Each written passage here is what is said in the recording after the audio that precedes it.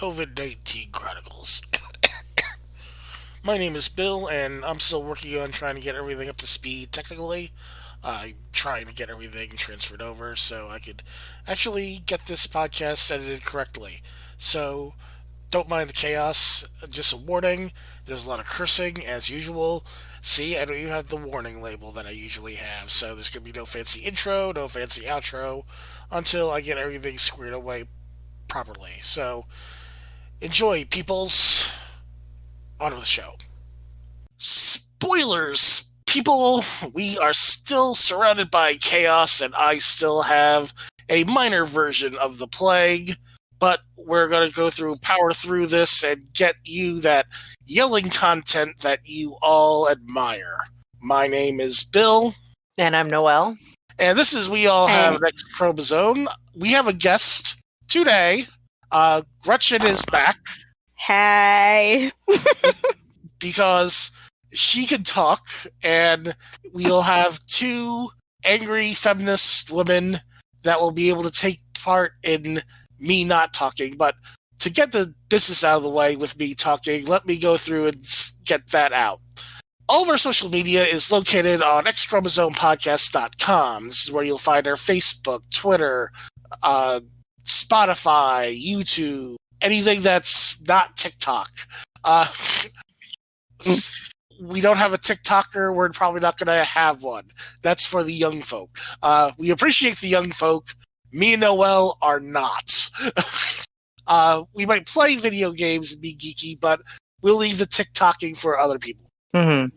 That being said, also on our website is links to donation. So you donate to the podcast. We're trying to get material out, even though it's plague-based material while this is all going down. So we have a direct link to PayPal and to join our Patreon. Thank you, our Patreon supporters. We really need the help. This is going to help us save up money to keep our paywalls open and keep our everything in check. In fact, I was able to get another piece of equipment because I got a new computer, but all my other stuff was on my old one, and I had to get a portable hard drive to move all the data from the old one to the new one. So, unlike last episode I probably did, which was had no editing to it, this one should be normal, as you'll notice with the music at the beginning and all that. Well, for a given value of normal. I can't believe we talked for 2.5 hours of editable unspoilered content, because I'm pretty sure 90% of that cast is spoilers. Yeah, that was... Which one was that one?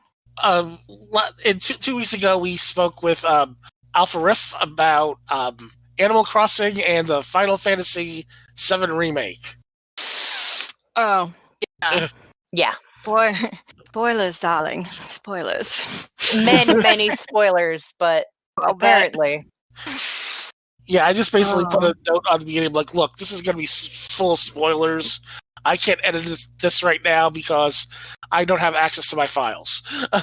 So it's literally you just put a warning on the front of it and threw it up there, and God help the hindmost. Spoilers, Spoilers, people. Noelle doesn't listen to the podcast. I hate the sound of my voice. We've been over this on multiple episodes. No, I don't listen to this. Karen Kilgariff, who's actually getting a little bit better about listening to old recordings, but she also admitted in an earlier episode of My Favorite Murder that she doesn't listen to the podcast after it's recorded because she hates the sound of her voice. My beloved spouse has actually been noodling around with it, or found it on YouTube and was running it in the background while he was dicking around in the office, and I walked in, heard my voice, turned on my heel, walked out, and shut the door. Oh no, yeah. See, that's a weird one. If I'm waiting for it, I'm actually pretty okay with it. Really? No. But if I'm unaware, or you whip out a dance video of mine, I've seen some friends being funny or cute or whatever, and they're just or they were actually oh, hey, I wanted to ask you about this one thing, whether it was costuming or whatever. And so they have my video up and they're playing it and they're oh, hey, Gigi. And I'm what? And I look over, I'm what the fuck? No, wait, hold on. unexpected. Me, and I was not expecting to see me in the little people box. Like, don't do that to me again. And they're just like, give a bitch a warning. That's my only thing. So that with that in my voice. But other than that, I actually have to work on listening to and watching myself even more. It's a thing I have to work on from like my actual, healthcare provider, and like mental health care provider has made that kind of a task mine do. To combat the body dysmorphia. Yeah, well, it's funny because I had a backlog of my other podcast that needed to be edited through, and my other podcast partner, Alice, she was like, hey, if you need help editing, maybe I can edit some of this. And I literally just said, do you want to listen to your own voice? And she went, no. I'm like, then you can't help edit. I can listen to my own voice because I don't like it, but I can listen to it. But when it comes down to trying to give entertainment and news and things like that, well, now that I have a new machine and I can already tell that it's a beast based on the little bit of editing that I was able to do, things should go a lot smoother in the future now that I got everything set up so I could get things worked out properly with the audio and things of that nature. So, that's and one more thing about the news. On your podcasting platform of choice, if it's available, especially on iTunes, please like, subscribe, rate, review. That helps us make the algorithm stance so we get more listeners, so people that want to help out with this project can donate. This also includes going to our Facebook. Facebook has a review section. Give us a good review so our page actually pops up more often on the various algorithms. So we have a busy Facebook page. I will give all the people credit that constantly interact with that, so thank you for that. Yeah, it's nice to know we're not screaming into the void. Mm-hmm. And I want to thank our personal sponsor on the sponsorship level of our Patreon, Vanessa Love, for giving her donation through that. She's also one of our executive producers because she was like, your crap sounds like shit, Bill. Here, fix it. So gosh, she's going after my own heart.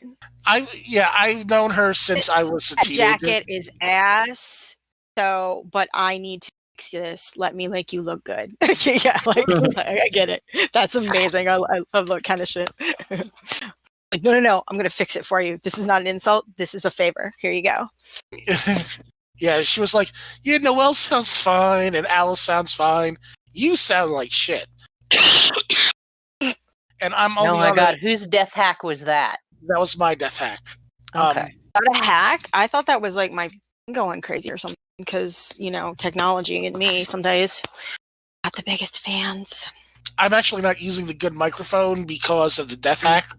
I don't want to waste good quality while I'm death hacking.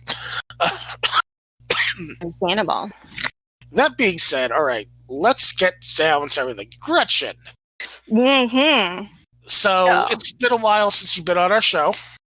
Yes. Fabulous to be back. Thank you so much. I was very honored when you asked.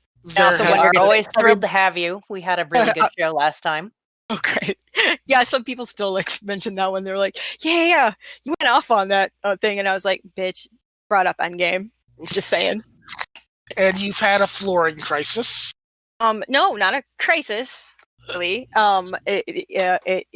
Flooring specifically is not a crisis. It's actually pretty good. But it brought up existential issues and thoughts and concerns. And I was like, oh my God, hey, Bill, they were like coming full circle because this is like different. Mm-hmm. I'm laying flooring down instead of peeling up the old stuff. And so it was kind of like this whole like, holy shit. So a little bit of backstory. Before this podcast came about, I had a podcast called Vicarious Identity. And Gretchen, the first conversation I actually had with her that was in voice was me interviewing her. And I brought up a Facebook post about that she wrote about basically pulling up and cleaning out flooring of her new place. Yeah. Because there was carpet here, and then underneath the carpet was that tacky, like, peel and stick, fabulous 1970s, like, really interesting pattern shit that they don't sell anymore, really. And then underneath that was actual wood. And so it was just harder to, like, dig up, literally and weirdly, whatever. So I got existential on one of my posts saying, go ahead, Bill. Yeah. And so I'm like, she goes on the post like, wow, this is deep and meaningful stuff. And I read it on the podcast, and she was like, wow, I didn't expect that. That was a really unexpected. That was an unexpected intro, because I was like, I was telling Noelle earlier today, I was like, I have no expectation of who reads my shit or doesn't. If you do, oh my God, awesome. And if you get a chuckle out of it, because when I was all like, oh, blah, blah, blah, digging out the layers of all this other stuff is like digging out layers of past trauma and yada, yada. When I said this is deep ass shit, I was being so fucking sarcastic. I was all like, how pretentious could I be, right? But it was truthful, but I was stating it pretentiously and being satirical. Or so I thought. And you were just like, no, this was some real shit. And I was like, oh, okay. Yeah. You did with some shit, and then here it is. Yeah, and then here this boy, like, and he doesn't warn me, right? Because he's just like, I just want to talk about, like, you and your life and, like, what you do and da da da. Because you didn't sell that podcast really well. I was like, trapped me, couldn't believe it, right? So I'm thinking, okay, he's gonna want to talk about dancing and all this other kind of different stuff, and, like, gaming and I used to do and whatever, just kind of like more surface things about me. And then all of a sudden, he just like, bam, real shit. And I was like, okay, going in dry, I guess. All right, here we are. And then it just went on from there. And it was really hilarious. I will give I'll give old interviewer me a little bit of credit. I usually went straight for people's guts when it came down to that type of thing. I'm like, yeah, the surface stuff is nice, but let's go for the meat. Like I said, when you don't warn somebody, it's the accidental existential anal. That could be it. That'll be the subtitle of this podcast. Sorry, sure. So, that'll be fun. One of the things that I want to bring up is you have gone through, since the last time that we granted your furlough now, but since the last time we spoke, you became employed. You started getting into welding. Yes. Why welding? Why not? Well, number one, Noelle nailed it. Why the fuck not? But actually, number two, it was something I've always been really interested in, like just kind of on a basic level. Right. And when it comes to different things, because I had been exposed a great deal to a lot of construction work, carpentry. My father was a carpenter. He was also an auto mechanic and a body work guy, and things that he did for other people his work was fucking impeccable and amazing. My uncle used to lay cement. We knew 3 plumbers and an electrician, all this other kind of stuff. And I was looking at all that and I'm like, like I never looked at blue collar work as like less than, because I was like, no, do you know how much these motherfuckers make? Stupid. Mm-hmm. Don't literally fucking insult the dude that is making the place that you're going to reside in or spend any kind of time in. You really don't want to piss them off. But, and they're smart people, because I'm sorry, you have to know math. You have to know sciences and stuff. And so for somebody to look at, like, even now with like people are like still kind of shit on garbage, like garbage folks and like, waste management and stuff. I'm like, okay, granted, their odor is not going to be the best. Okay. Like, it's just where they work, deal with it. But what they deal with and do with, there's still so much science that goes into it. Have to understand like the capacity for all of your thing and versus population density and this and that and the other thing. And I was like, we're literally like crapping all over industries that I'm just like, no, they're smarter than you. Stop. Just, it's not the hill you need to die on today. Like, don't do it.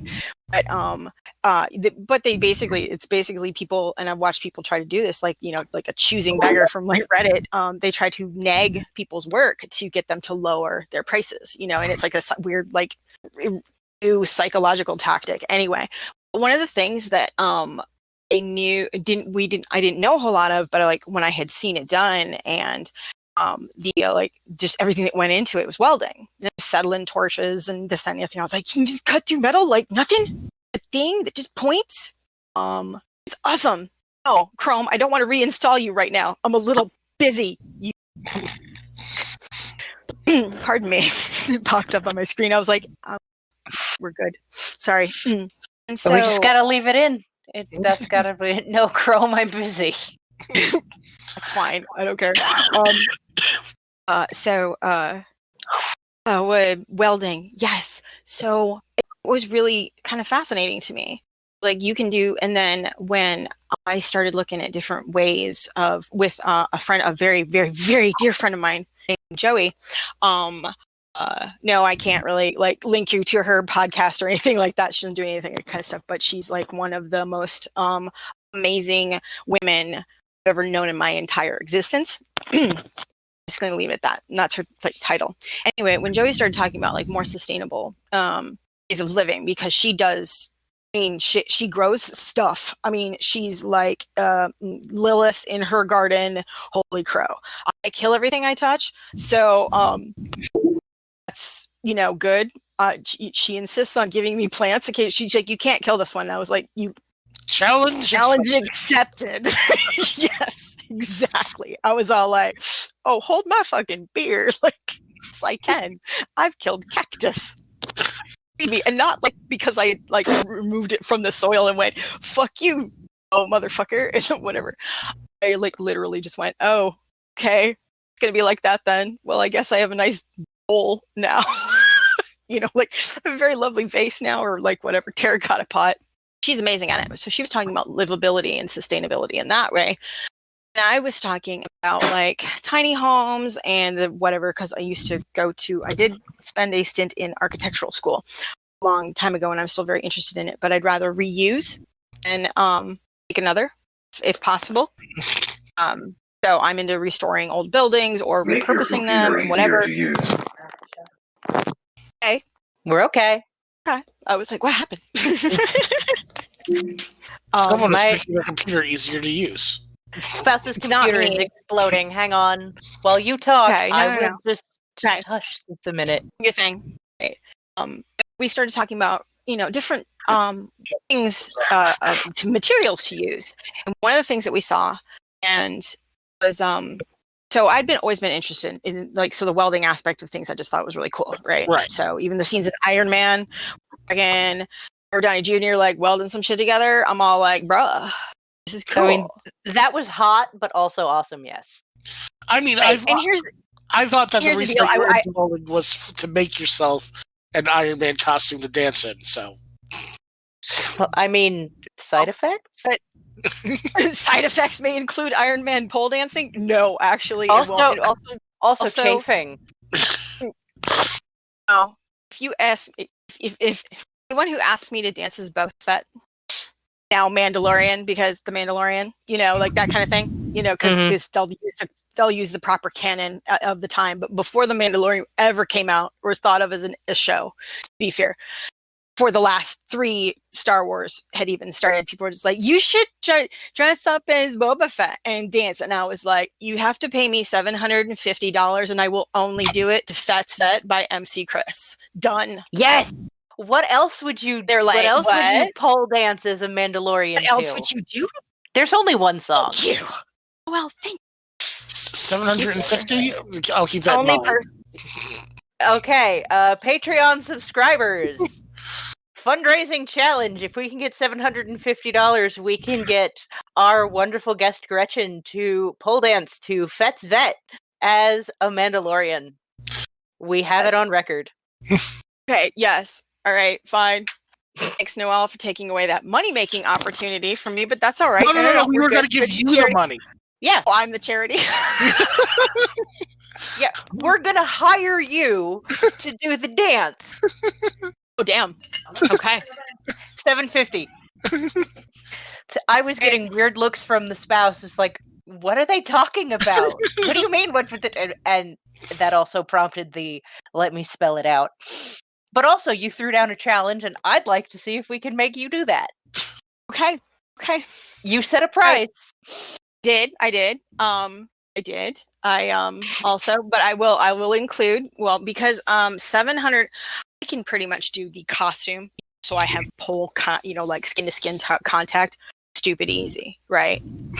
Like there is no ever lack of Boba Fett, Mandalorian bikinis and or bathing suits or lingerie or what the fuck ever. There's even like Star Wars burlesque. I think everybody knows about it in our like community of like Gen X geek to fucked.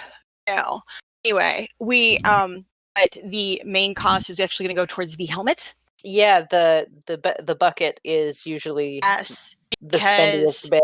Right. But also, it's going to have to be so very specific to my head, my everything, and also my sight. Yes. Yeah. Like, I have seen women. I've actually always wanted to try this, but I've just never like set aside the time to do this. I have seen women do entire pole dance numbers blindfolded.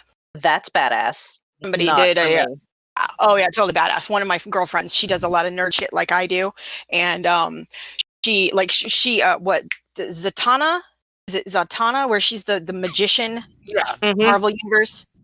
She did that on stage the same year that. Oh, it's DC. Okay, whatever. Yeah. She did that the same year that I did the Universal Classic Werewolf, Wolfman, Wolfwoman number. Right. It's up on my YouTube, by the way. Because the whole theme that year was we were in Orlando and we were in the Universal Studios like resort area, and that's where where PoleCon was that year, 2 years ago, 2018. And so it was superhero themed and shit. It's kind of cool. My own little like bumper in the front, looking like Marvel and stuff. It's kind of badass. Anyway, so she did that one, but she did so she did a kind of this weird like gender flipped Daredevil. Oh. That's why. That's why she had the thing on there. And I think my other friend Nishida of Studio Nishida, she did one where she was blindfolded, but it was something else, and I can't remember what it was because there was like this. It was just badass. It was just badass, and I'm all like, that seems pretty cool. But I got like a whole list of other personally badass to me things I want to do. So that's what it is. Anyway, like so the helmet is really going to have to be like the most thing, and because one of my goals for 2020, amongst other things that have been absolutely like just cock blocked by the pandemic. I know that sounded really selfish, but I will explain some things in a little bit because it applies to like our actual topics. The goals that I had for this year, and I'm still trying very hard to maintain, is I'm really amazing at a couple of things. Right? I want to get and I apparently am really amazing at welding. So that's that is now one of those things, so I'm going to progress and I'm going to get better. Right? Picked up according to my instructor, I picked up on it very, very quickly and very, very well. And, and he's like been kind of a mentor, and it's really, really strange. He's kind of cool. And, but he's also like a boomer. And so I have this almost innate thing of, are you going to be that way? And a dude, obviously, every single time I've walked into that place, I have been the only chick there. Now, right, and sometimes I've gotten a little bit of like a side eye or whatevs, and most of the time, not really, they just side eye my helmet, my welding helmet, because it is covered in nothing but like nerd stickers. Yep. I'll send you guys a pic later of it, but like nerd alert, and my welding jacket has a Cobra Command patch on it, just nerd. Yeah. So that's why I get the dirty looks. But so Tim, my instructor, he's just really good. But he appreciates Gen X because he's like, oh no, you guys are the gap, that bridge we need to be nice to between us, the old bitches, and like the younger ones. Can talk to you, and you can talk to them, and then they can talk to you, and then you can talk to us, and then maybe we can come to some sort of common ground. And I'm like, okay, old timer. 62-year-old cis het male, like just, standing there straight up going, okay, you get it. Can you tell it to the rest of your boomer friends, please? No. Yeah, so occasionally I have that thing. So I'm really good at building, and I'm going to get better. I'm really good at sewing and design, costuming, cosplay, ready to wear, that kind of stuff. And I'm really good at pole dancing. I don't need to get really good at embroidery and like hand embroidery and knitting or crocheting or quilting or this or that to stop this urge to pick up every little skill that may even semi-related. So I'm leaving that to the ones who are awesome. Like I have a pair of heels from my friend from Heel Art Collection, my friend Kayla, and she custom designed these for me, and because she airbrushes. I'm like, I could try to learn to paint or airbrush or whatever in detail in that manner, but I'm not going to do that. I am going to give you, my friend, money to make the thing for me, because you are the master of that skill and I am not. But you have come to me because I have designed your costuming, given me money. That makes sense. Yeah, it makes sense. I also find it kind of weird that I've gone to people to get stuff designed and commissioned, and I've talked to them about the pieces, and then I say, well, how much is this going to cost? Because I'm going to give money to people that are doing the work. And they're like, what do you mean? How much does it cost? I was like, well, you're putting the labor in. You need to figure out how much your labor is worth, because you could get money doing this. I am trying to pay you. Please take the money. And they're like, well, whatever. I'm like, no, not whatever. You need to figure out what's going to cost you with materials, with time, with how much I might be a pain in the ass, which generally I'm like, I love almost anything anybody does that they work with me about. So I'm pretty mellow with that. But it's like, you need to worth yourself so you can do this beyond me. But I want to, like, I went through and I donated to the podcast through Noelle, because Noelle has another Patreon page that she does her modeling for, and I donated gift certificates to one of the websites she uses. I'm like, here's this item, buy some other shit that goes with it, and have at it. And I trust her to mock something up and it'll be really great just as a model. So it's like, one of those things is like, this is a time where you need to support other people where you can. And you also have to, while you're trying to support other people, don't discount your own skills just because you feel like you need to support people. It's nice if you do, but only if it works for you and you're not harming yourself by discounting yourself. Yeah, I actually have something to say about that. That's also in topic of this, like, two feminists in a fucking pandemic, two angry feminists bill and a pandemic. Is the making of the masks, not the obviously like creating the like hardcore and whatever ones. After it all broke, and then people buying everything up, including painters' masks and stuff like that. So there's like, they're all completely out at like Home Depot and Lowe's, because they've actually rediverted that to like potential care workers that need that, because they're also particle based, I guess. And there's this huge back and forth about the ones that qualify as, if I am ignorant on these terms, Noelle, I'm not being flippant. It's just literally because I'm like, the ones with the stuffs that are hardcore and stop from bad because you're exposed more and more. It has a number, like I'm N95. N95. Thank you. I'm actually going to write that down, because I want to call it like something else, and I don't know why. I'm going to write that on my because board. very few people have, until this, have needed to care about the different grades of masks. Because usually that, Right. And oh my God, someone is sick in a hospital and we have to, or they're sick in a facility of some sort and we have to you're do provided it, infection or control. oh yeah. But now Whereas I've actually the done outside drills and is stuff too for yeah. when it comes to biohazards. Mhm. Yeah. Most of us civilians But the don't outside, know. yes, Sorry. you're breaking up. I don't know am if very you- sorry. It might That's be me. okay. I'm trying to there. Now I got like little green ones. Do I sound better now? Yes. There we go. All right. I have better connections. Please go on, Noelle. I interrupted you. We were cool. talking on top of each other because we both have ADD. Woo! Mental health awareness. God, it's hard to have mental health issues, and I am so happy I started Prozac right when everything exploded. I would die without wow. Yeah. Okay.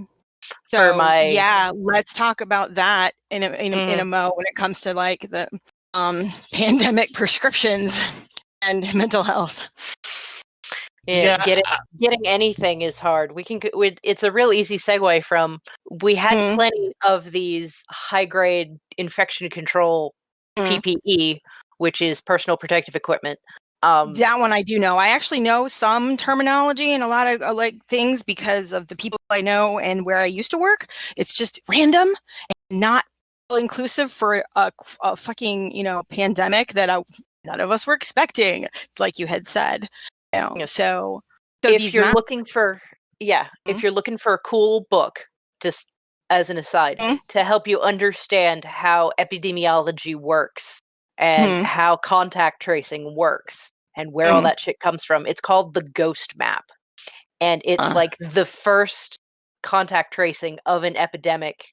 I think it was dysentery. It was one of the horrible things you get from drinking contaminated water, and this public health official managed to track down where the contaminated water was coming from. We actually studied that in my I want to say it was my last science class about that. No, I studied epidemiology as it's part of an it's my degree in archaeology. Anthropology. Thank you, Noelle. Oh my God! See, I know words.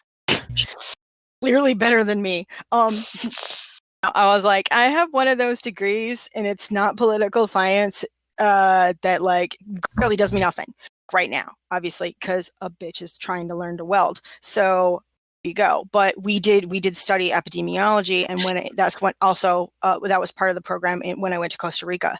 And it was just so fascinating, and I was just like, oh my gosh. And it also went into like historical archaeology and like forensic anthropology and that kind of shit. So I was just like, tell. So I wrote that down, the Ghost Map, and that's going to be really. Is it an easy, not an easy read, but it is a relatively well like mentally translatable read, or is it like peer reviewed heavy? Your mileage may vary, but for a non-infectious disease specialist, I found it readable. Okay, cool, and easy to follow. I just posted a link in the chat to it. Okay.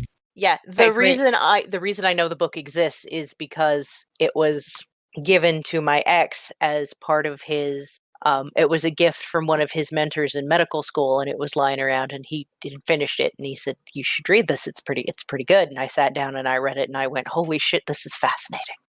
And now I'm sitting here in this moment and watching people coming back. Yeah, watching people with the same behaviors. Oh yeah. My God. Like, yes. They're doing the shit that's making them sick. And oh my God. I see that, but in a different I see that inadvertently like, hurting other but people. In a different, yes, exactly. I see that repetition, completely different scenario, and it is very narrowed down, not global. It is very narrowed down to home life when it comes to that. So I'm like, get it. Oh, thanks, Mom. Sorry about that. My mom has the Avengers theme song, but it's the trap remix. Anyway, sorry about that. But I see that happening where you're just like, we've gone through this before. So seeing that on a global level, I can almost imagine you're like screaming. Somebody sent me a just- meme about Pandora's box. Oh my God, I gotta dig it up. It's great. And I gotta put it in the chat, but it was basically like, welcome to my unboxing video. And it was Pandora 2020. Yes. But I went, it's no. But yeah. With my classics degree, with my, interest in nonfiction and interest in things like epidemiology, because I got dragged through medical residency in infectious disease and in infection control. Again, the same thing. I just acquired these weird little pieces of information, like don't lick your turtle. It has salmonella. If you have reptiles, wash your hands. Wash your hands, wash your hands. Just literally, human beings, please wash your hands more than you think you need to. And just having read about where, the history of the vaccination movement and read about epidemiology and these people who are standing in this historical moment and going, I am literally trying to save your life. Please stop being dumb. Oh yeah. Just listen for 5 minutes. Yeah, And it's amazing the kind of like awareness that I have to that kind of idiocy through my media consumption. And it's not like I got to this point where I couldn't deal with like anything, even can't even watch John Oliver anymore. Let's just put it that way.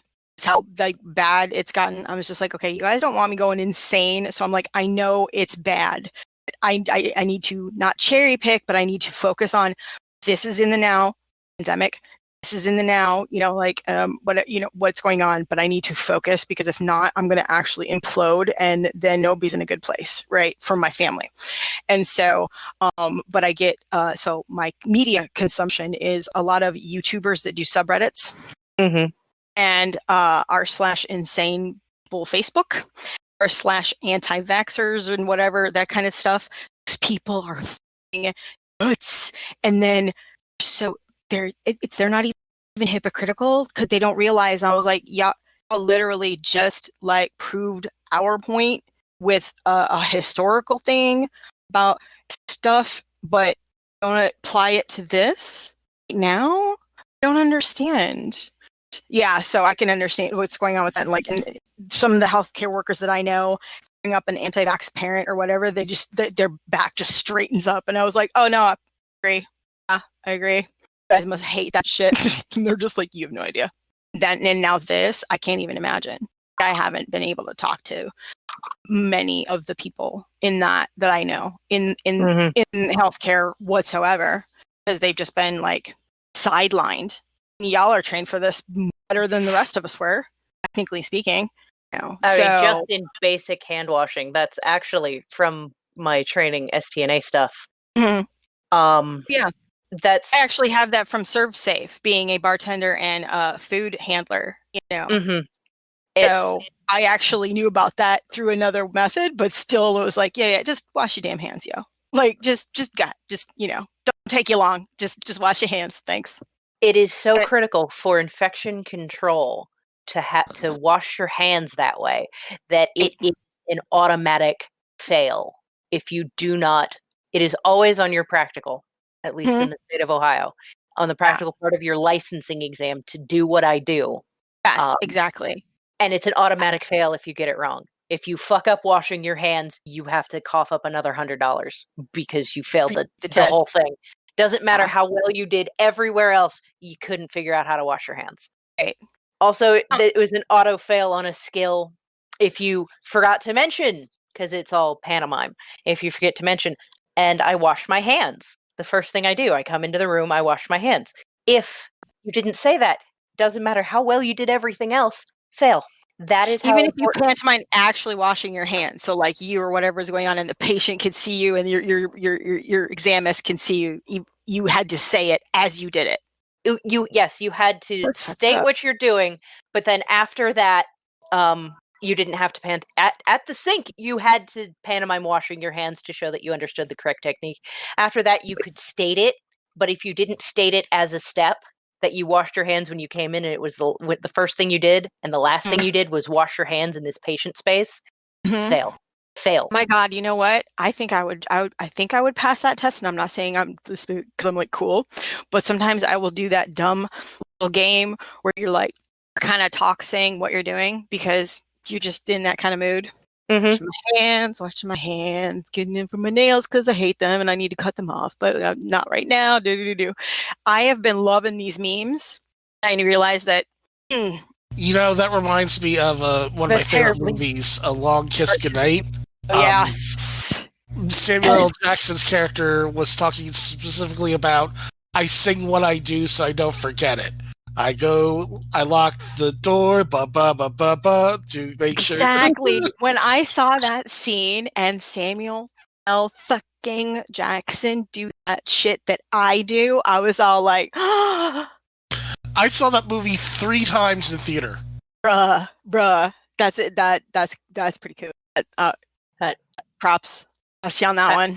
I'm going to use this as a way to segue into the mental health, because I know some people who have OCPD and OCD. Mm-hmm. And all of the ritualized behavior, I've actually checked on them, and I've said, because some of them live alone, so I'm constantly checking on them. And one of them, who lives alone and is a hermit and doesn't go out because humans are gross, also is a full-time author. So when is there time to leave the house? Must write to pay the bills. Right. Obviously. Yes. I know. I know a few. I have very good friends in a similar position. It's similar, Yeah. OCD, or even if the OCD is a symptom of their larger, mental, issue, whatever it might be. Oh wait, no. What is that? Why am I on? What? I was on. I'm on. No, the camera's gone. I don't have a camera. Oh, it's screen sharing. I don't know what's going on. Never mind. You clicked a button, we're okay. But this particular friend, I said, if it is too much for you being alone, I've been running my house under my infection control protocols for work, because again, I'm going out, I'm visiting people in their homes. These are people who are, they're ill. They've got various health issues. Right. They're all older. I have to stay as safe as possible just to protect other people, so I can keep the lights on. That's what infuriates me. But I know how generally safe it is. So this friend is told, come here. We've got somewhere you can stay for as long as you need to by yourself, but there will be other human beings to knock on the door and be like, this is the 4th time we've heard you wash your hands in like 20 minutes. You need to stop. Yeah. What do we need to do to redirect you? That kind of a thing. Because that's been a big problem with me as well. Because, I would wash my hands as often as, lots, because even though it was I was in merchandise, so food handling was even more hand washing. Then they were like, in addition, you must slap on this, this hand sanitizer. They insisted that we did. And so then my fingers at the base of my nail beds would start to dry up and crack and open and bleed. And so I'm like, okay, we are seriously like, this isn't this. I don't know what to do now. And so I had to go to first aid at work that one day. And I was like, okay, so we've got a problem. Help me out. Can you bandage every single one of my fingers? And that's just what we got to do today. And he's just like, and I was like, we'll get through this. I'm just saying, because it would dry my hands out. And so I would crack and bleed. And I'm like, now I'm exposing myself worse to things, but I have to wash my hands more because of it. And it was a vicious cycle that I finally found a workaround for, because when hand sanitizer ran out, but before the 2 components that could make it possibly did not, which was like it was alcohol. Yeah, aloe vera gel and alcohol.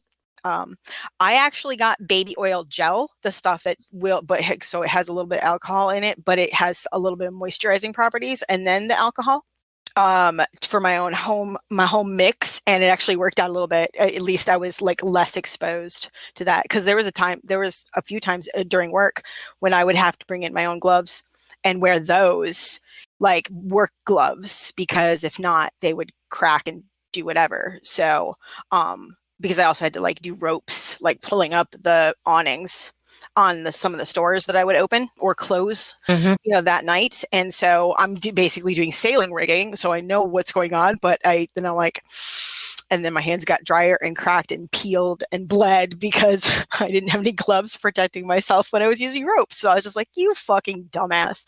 And nobody, thought to say anything about it because you just, don't think about a lot of this stuff. So we get in this pandemic and you're just like, you automatically know how to respond to a plague that we never expected. And that's something that, like, between the mental illness and then the feminism part of the whole, like, women handling it, there has been a very, like, strange response from the at-home people, because then they had to at-home for themselves for what job, and then your kids had to at-home, and so now you have to quick whip up their setup so they can do their work and help them with it a lot more than you did before. And now you're kind of trapped in there with them too, but you're a mom, so you should be good about this finger guns. Like, no, you removed an entire resource, an entire world of, child care, after school programs, time, mommy time, like your own kind of thing. And it was just, everybody was just expected to, like, roll with punches, So I'm like, I can see where some people have gone, like, kind of ham off of really small irritants. My expression of dark humor has been scolded more than once during this, and I have probably, I wouldn't say I deserved it, but I'm just like, okay, you know what, like, I never wanted anybody to feel terrible because of my darkly humor, like my morbid sense of humor response to some of this stuff, but just because it was good for me, it's okay for me, and it's comforting for me to, like, satirize some things sometimes, just to deal with it in the moment. You know what I mean? Like, because when you're thrown all this stuff, which obviously we're also thrown way more information than we could possibly, like, be able to. Nobody prepared us to handle this much shit. You know what I mean? Does that make sense? But then on another topic, it was like, we were talking about that, like, our responses, you and me, Nicole, because you and I think we were talking about that when we were discussing our mental health. Personally, we have sort of some similar issues. And so we were talking about that one. And I was just like, a response to crises and a trauma response to things. I have waxed and waned between, oh yeah, same shit, different day. No, seriously, like, there's parts of this pandemic that have been like, I've looked at everybody and gone, what? Yeah, what? Can you please stop doing everything you're doing, because you're panicking wrong? Can you not? This is not how you panic. Right. And then there's I understand why people are hoarding supplies. Part of that is how our society is set up to make stuff comforting. And also, I literally live in a place where we have a season where people hoard. It's called Florida and hurricanes. No, the season is called Florida. Yes. Located just this below hell. Yeah, I got you. No, but it's my other co-host Alice is learning that because she just moved to Florida recently. So she's learning all the ins and outs of what it means to be in Florida. So yeah. So the hurricane and my condolences. Yeah. So there are people but there's no end. So that hurricane preparedness. I had a conversation about RP in my vampire game with a player about how there's this feeling his character had gotten triggered, essentially, and how it felt like, that time when you're playing an Elder Scrolls game and you can't see the enemy, but the music that says that there's an enemy that's going to come kick your ass and you need to be ready. That music is playing. That's sort of where we're at as a society, and globally. We can hear the "oh fuck, where's the enemy" music, but we can't see it, so we can't punch it, and we can't run away from it, and we can't get away. So we're in this constant heightened alert state.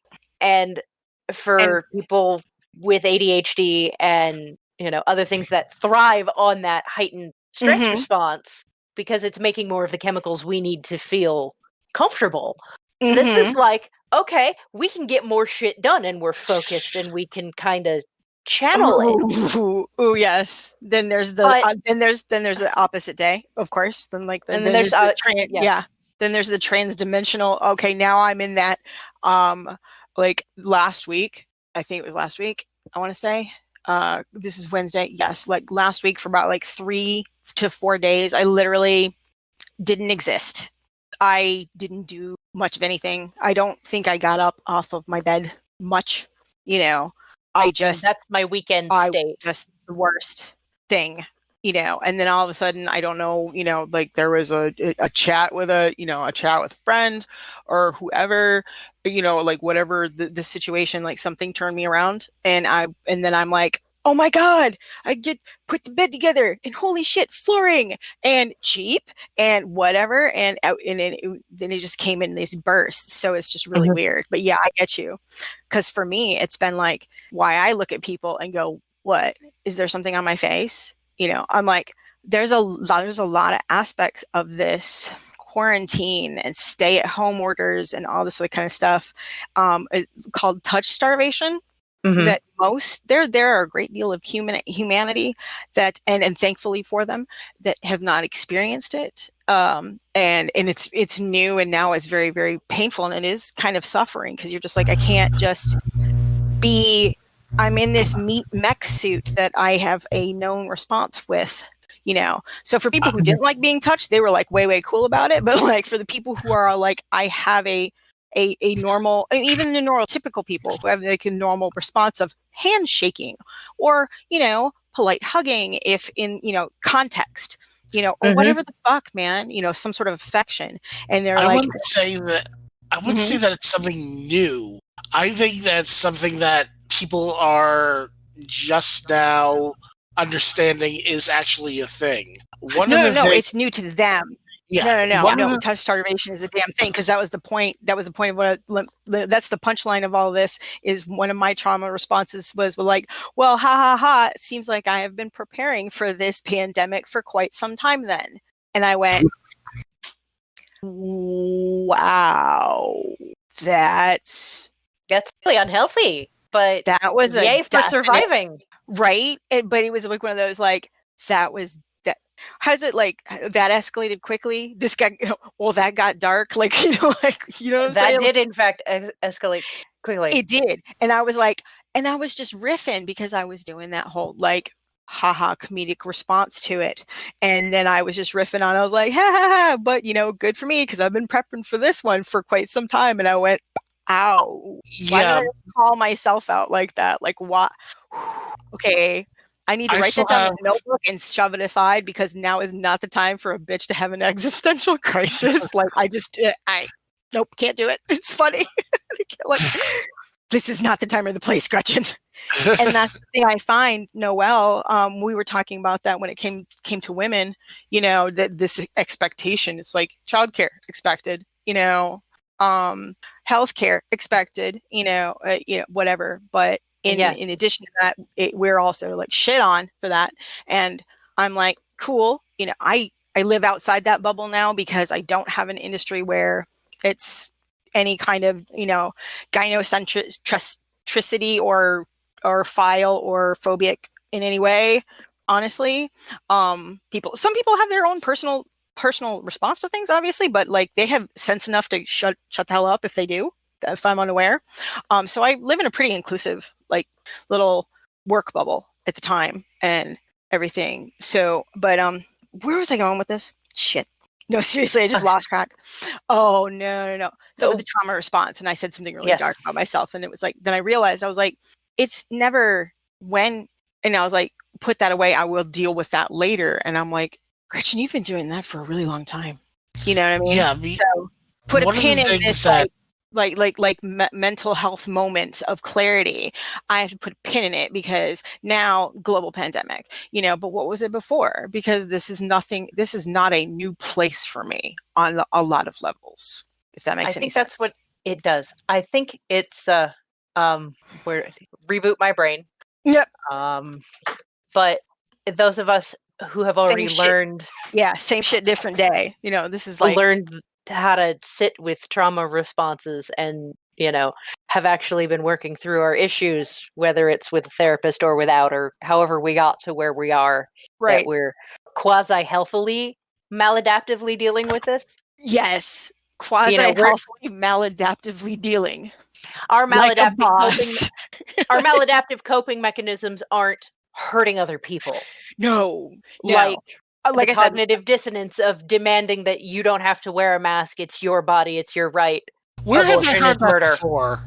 Abortion. Yeah. There's not, you're not a cultist. We're not conditioned by the personality cult that we have sold ourselves to. We, that causes us, that's causing some people to, I don't know, shoot black people for existing, or shoot a security guard for saying, hey, the store policy is this, please put a mask on. 20 minutes later, that was premeditated murder. All of the recent shootings that are popping up, that's premeditated. They decided to shoot someone on purpose. They acquired a gun, and they went out, and they found someone and then they killed someone. It might not have been that specific person that they were going to. Well, the security guard was clearly that person was the target. But I had the guy who got shot jogging, just because he was out and existing. He was black in public and he died.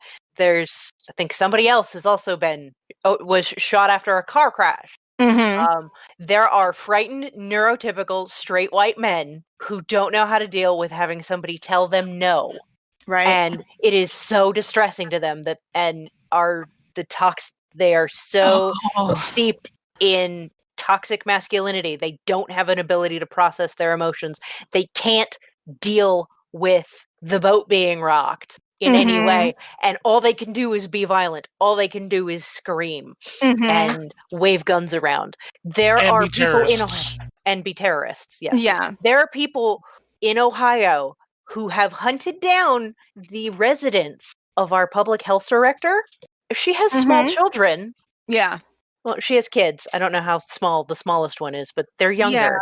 Yeah. You're oh my God. Like, you're doxing public officials because it's what now? It's worth again. Like, where is your violence coming from, truly and honestly? It's almost gets, to me, it gets nonsensical.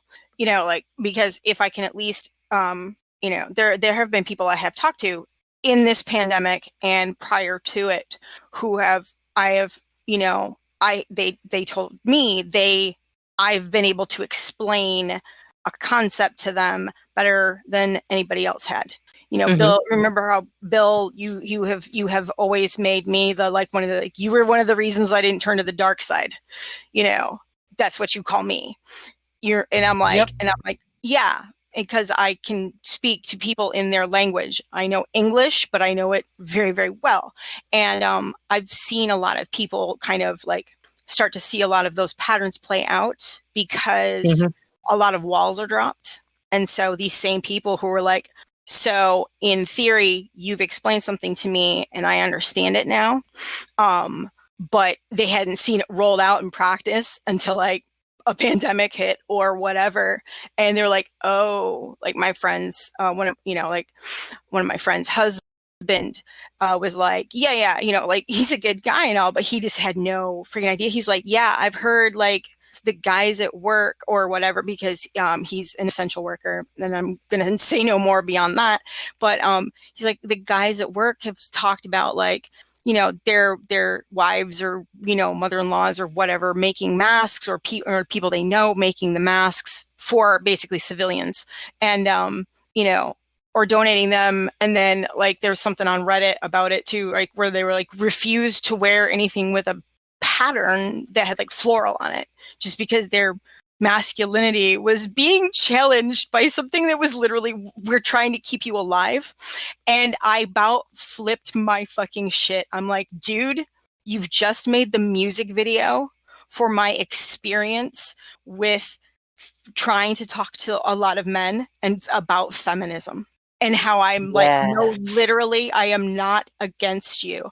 I don't want you to be this way. I don't want you to die sooner, because at the very least, if I'm going to speak just in a return on investment valuation, when you die, I need your planned obsolescence to be a lot longer, if that's the case, because we're all, like, we're all going to die. We were born. That's going to happen. That's the end of that. But like, I want your lifespan to be longer. I want you around longer. Please wear the floral print mask. It was given to us because donations, shut your fucking pie hole and live. Please, please, please. And if I hadn't, I was like, this pandemic has encapsulated in that one moment, almost like my entire fight, like down to a kind of a ridiculous, like little, like digestible level, like my entire fight in feminism with like, no, seriously, I'm on your side. I swear. No, misandry is a lie. Please stop doing that. Like, I get it, but please stop. No. I care about you. No, I want to talk to you in your language about this. Please, please, please. And I'm just like, it was just really symbolic. And I thought it was fucking hysterical. I was just like, wow. Yeah. It's that whole getting weird. I don't know what timeline we're in, but I don't like it. And it's not fun living through a historical event. Somebody, some cultural anthropologist in about 100 years is going to write a doctoral thesis, and maybe this podcast will get cited. And yes, I will then be immortal. You have permission to cite this podcast. But some cultural anthropologist is going to look back and observe the time we're in and be like, what the fuck? This is fascinating, but what the fuck? Right. The idea that I acquired some masks for the family. One of them had a pink print, and I just by chance, it was randomized fabric, and one of them had a pink floral print, and my one housemate loves pink, so I'm like, here you go. Useless lesbian child. Beloved useless lesbian child. Here is your pink mask. And there was a squeal. It's pink. The one I selected for my spouse out of all of them, because I took the one with leaves on it, which he would have taken if I'd given him the option, has like little cartoon forest animals on it. It looks like it's something a kid would have as bed sheets, or a woman would have on her pajamas. And he doesn't give a fuck. He would wear the super girly one that's just a delicate, like, day dress leaf pattern. He probably would have fought me for that one if I gave him the option. Right. I have been very lucky in the fact that and I'm a nerd. So for the most part, when I made a batch of masks for one of my tight knit circles of people, we each represent all four of the Hogwarts houses, like dead, two rights, yes, Bill, laugh, and this is why I am a Slytherin and you are Hufflepuff, and I get that now, and so I in fact didn't have to go buy until another round of masks. I in fact had specifically printed house fabric, Slytherin, Hufflepuff, Ravenclaw, and Gryffindor, and I was like, no, I got you, bitches, and I hooked it up, and it was just really funny. But and so I was just like, yeah, what you looking for? So I helped a friend of mine whose husband is in the Coast Guard, yeah, they gave us this dumbass tutorial and this shit ain't gonna work. And I was like, nah, I got you, boo. Like, hold on. And like, my mother has been doing a lot of it too. She quilts, so she's had a lot of different patterns and fabrics. I have not known anybody, but I haven't had to give a man a pink floral mask and go the next, your next reaction is going to, your path in life is up to you right now. Your next reaction is really going to be, it's a historical moment. Please. I just need to know, like, I haven't had that moment yet, but that's because I didn't have to. thinking of historical moments, I'm like, you would think that you'd be wanting just to like only have maybe one historical moment in your life, because things start building up and building up and building up. I thought my historical moment in life was going to be the fact that I was like 2 blocks away from where they caught the Boston Marathon bombers and they had the shootout. I thought my shelter-in-place moment was going to be when I was living in Watertown when they were trying to hunt down the one that escaped. I was like, oh, that's my historical moment. I am done for the rest of my life. And then we basically have the great pandemic, which is... Since 2016, we've just been slowly ratcheting up the difficulty level. So it's like, all right, Yeah. The meme that happened, what we've been saying on the podcast and all the memes happened, like, this has been a long fucking month. A long fucking year this month. So, it's been a long fucking week today. Yeah. Just today. The dance studio Buttercup pole dance that I'm basically, used to pole dance at. Obviously, they closed almost immediately. They're like, okay, there's no way, we're all a bunch of sweaty people that have to touch each other, for spots or for whatever, or shifting anything for instruction. We got to be all up in your grill, and sometimes people will like cut themselves because rope burn or pole burn or whatever. Like, we're a bunch of like hard bitches and bros who do what we do at the pole dance studio. So we're like, okay, shut down immediately. What was I saying about that? Bill, what were you saying? Oh God. I was basically going about this being like one life event. It's a long year this month. They had posted this thing. There was a very cute picture that was done of all of the instructors where they're just like, it was professional yet, like cheeky, because pole dance studio, and they were all serene, like smiling, with all of them had like fake buttercups holding them. And then it was like March 47th, and it was one where they're like all crossing their eyes and being crazy and shit, and it was like a really cute shot. But she'll send out posts occasionally on there about like and she set up online courses, which is something that a lot of studios have done, and thankfully that's been a good thing. But I hadn't had any space to do anything. But I am Bill, like I said, this existential flooring, I am building my space to do that during a pandemic. And so like it's really, really weird. And that's when I've seen things that people have come together and offered things that you never knew you needed before in a mental health capacity or emotionally or whatever. And you're just like, I like it. I had, there's been moments when I can actually say this pandemic has brought out some of the best in people. Yeah, I've seen a lot of that. And it's hopeful. Just from the communities I'm in. Right. As soon as Ren Fair started shutting down and conventions started shutting down, a good portion of my Facebook feed is people who work shows and business and their business pages and entertainers. I mean, artists. They're getting to scale back, at least the artisans, But at the beginning of the year, the beginning of the season, this quarter, they had sunk a bunch of money into production. Inventory because their season was coming up. Exactly. And then the show is canceled, and they were prepped to go from show to show and have inventory all along enough to like restock when there was a break, or have somebody ship to them. That's gone. There are people who all they do is work for people at shows. They don't own the business. Right. They don't make the stuff. They don't have a shingle they can hang on the internet.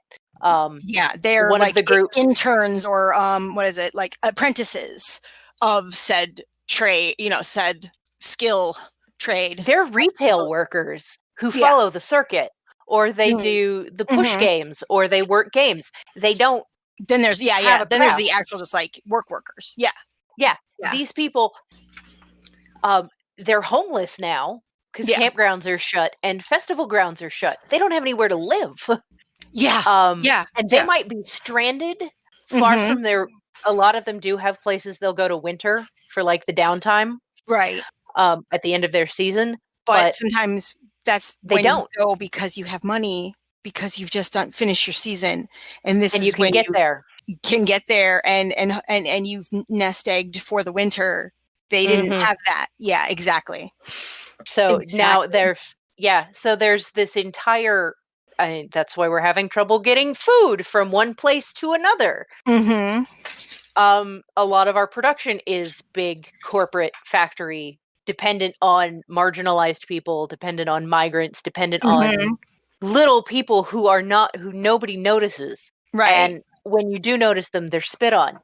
That's what runs the economy. And I've seen in some of there's Fair Relief 2020, and there's a couple of other groups on Facebook for specifically the Renaissance Festival community. So people can go and find vendors and support the vendors and support the acts and help there. And then there's another one to support the people, the support people. Like, for example, me. I don't make anything. I don't do anything. I work for a guy who owns a booth. We are going to be out several $1,000s if our shows close and we can't get unemployment for that. That's a good chunk of our budget just to function through the year, and to help kind of gloss over if my hours get cut at work because I lost a patient and I don't have there isn't somebody ready to go to slot back in that block of time. So and that, my pay isn't regular. I was like, I hate to say that, but like what I'm thinking, it's like, like elder care into the hospice, end time care, doesn't run on a schedule. So you can't you can't just fill in the slots automatically. Exactly. Now, also it depends on where you're at, because I think that you probably, Noelle, would have more here where I am, which has been called God's waiting room. Yeah, but I don't want to be in Florida. Your protections are not as good. No. I'm not saying anything about like, please come down here. I'm saying like that might not be a problem for someone in the industry here, in that field here. But you're talking about that one continues the other thing, and it's I get it. Yours is supplemental, and he doesn't operate under LLC or anything like that. Like, or is it able to get stuff? But I'm not counting on it. If the show doesn't run, I'm not counting on that money being there, right? Because he's, our boss owns a business. He's got a house. He's got his own bills. He's got to eat. He's also, an employee. And because of how our business works, that paycheck protection might not be there for any of us because we're not long term. Right. It might only cover him and his wife. They might not, and the people who are constantly in the shop working for him. Exactly. It's not going to cover the road crews. Then you've got a certain number of employees, or that you would have to have a threshold for. I think in the state of Florida, but obviously a different state. But like you don't have to get that, and sometimes it's more cost effective to not, because your employees list is like 4. That's you and 3 other dudes, or whatever, and it's not cost effective to do that unemployment insurance thing, and you don't have to with that little. And I'm like, but then again, I'm not faulting anybody for not understanding that a plague was coming. Like, hey guys, I can't be upset. I'm just saying, I'm like, I can't get mad at you for not knowing that we were about to reenact The Stand. Sort of, but not really. But still, it also gives me that insight into the con circuit and and shows and things like that, because we have a show crew, a couple of them, including the boss and his wife. And again, I have a lot of my community. They're vendors at shows. This is what they do, and I've gotten into it a couple of times with people who are convention attendees who are like, well, the con hasn't canceled yet because this, that, and the other thing. And I'm sitting here thinking, if you have a dealer's room, if you have an artist's alley, the longer you wait, the more you're fucking over these other people who help you put on the convention. because what do you mean longer they wait? Like wait to cancel or wait to wait to cancel. The longer they wait to cancel, because the closer it gets, like I said, the first quarter, your first quarter Ren Fair shows, you'd already sunk in your money into product that you were going to turn into money to pay your bills. Yeah. The show is gone. You still have the product. You don't have a way to move it effectively, because a lot of this stuff is you touch it, you want it, you need to have it in your hands. Yeah. Or art, you need to have that. And people with acts, Alpha Riff, who does our music, he's had a bunch of shows cancel. He can't sell merch over the internet as effectively as if he's got a set that he's running. Even digitally, the musicians and artists like that are having problems making money, because there is a human interaction level to a fair, to a con, to that kind of also to that retail. Kind of exactly, because also in that regard, and this is something I've found out from a subreddit called Choosing Beggars, and I'm like, oh yeah, they exist. This whole concept of just heightened concept of like for exposure, I'm going to work for exposure, that we were talking about that with the making masks.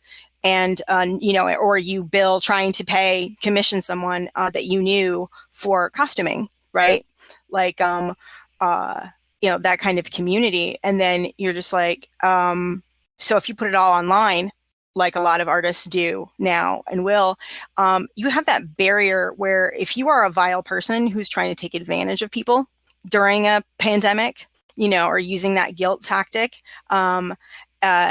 it's easier to do on the internet, obviously, because you are, you've got internet balls, you've got internet moxie. Whereas at the fair, at the whatever, there's only a special brand of human garbage that will like just be the most horrifying creature to service workers, to artists and like entertainers and stuff like that. But they are fewer and farther in between than people who can pop off on the internet because I'm not in your face and I don't have this compunction to be socially acceptable. Yeah, there is a pattern of behavior. Exactly. And a pattern of there's a subject profile, if I can get all true crimey, to the person who will walk into I know two people who are leather workers, and they are and this is how they pay their mortgages and feed their children. Right. I also know some delightful hobbyist leather workers who are extremely good at it, but one of them I've got tagged. I've priced out for Ren Fair Captain Marvel armor pieces. And he excels at the comic book inspired, more historical armor.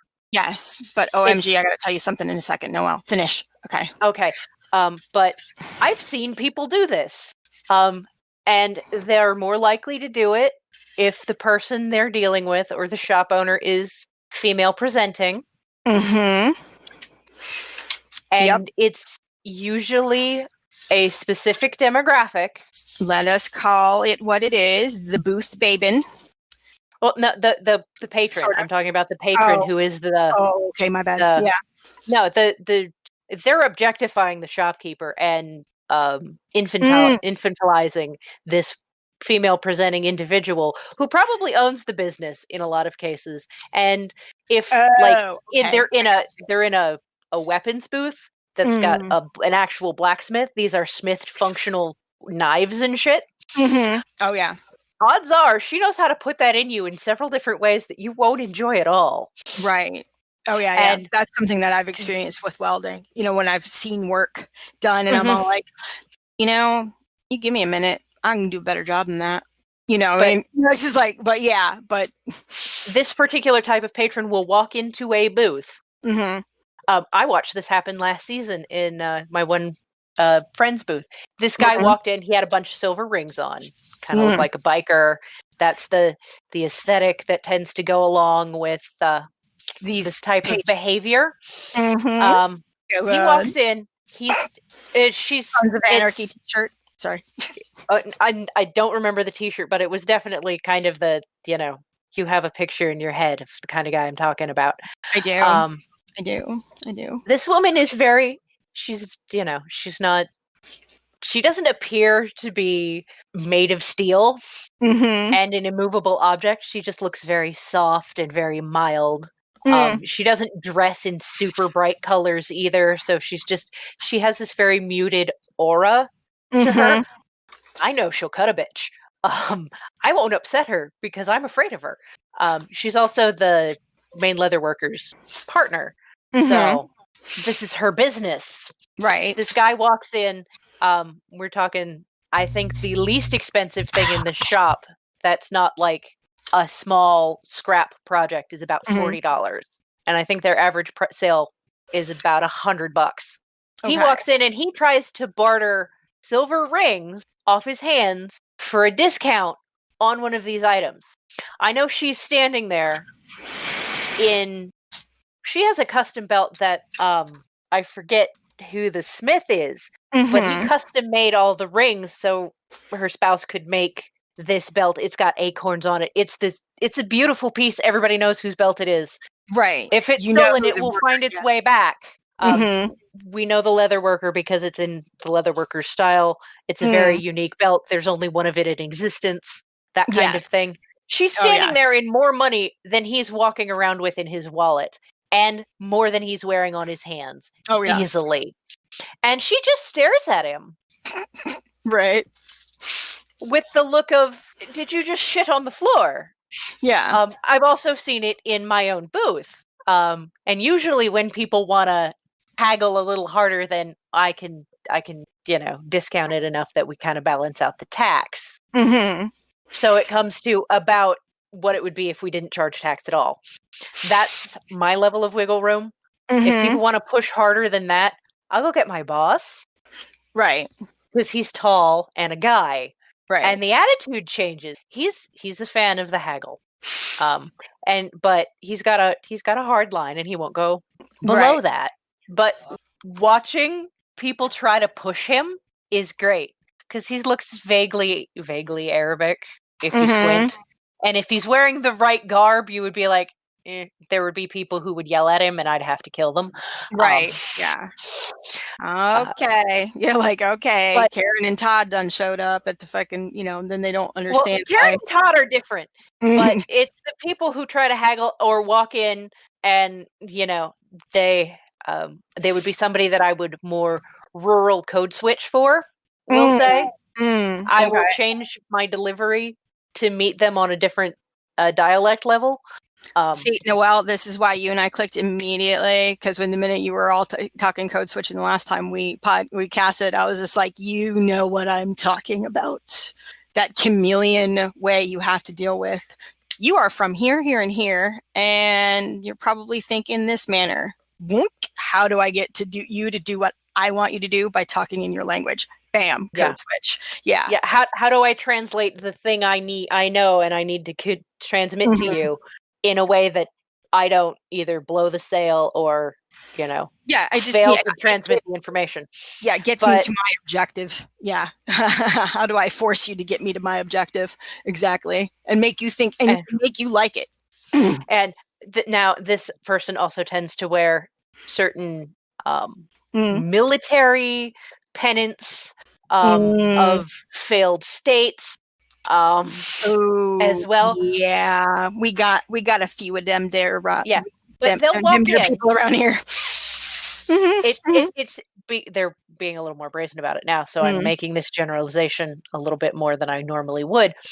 They'll walk in, they'll look at stuff. They'll look at like a hand-turned mug or this $100 hand-assembled, hand-cut leather belt that's riveted in a million places. And they'll be like, I can make that.